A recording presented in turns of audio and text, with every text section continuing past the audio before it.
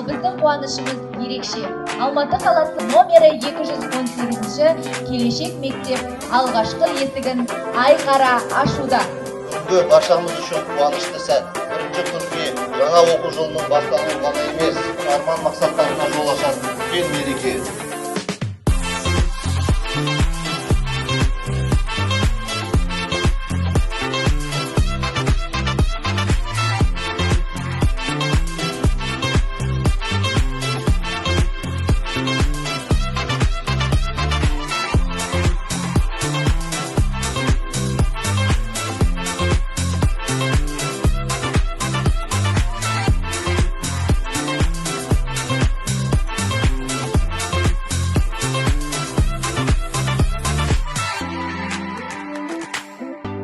Бірінші сынып түлектеріне алдағы өмірде білім нәрімен ғана сусындамай, өз қиял армандарын осы мектеп қабырғасында жүзеге асырып, үлкен жолдары ашық болсын деп тілейміз.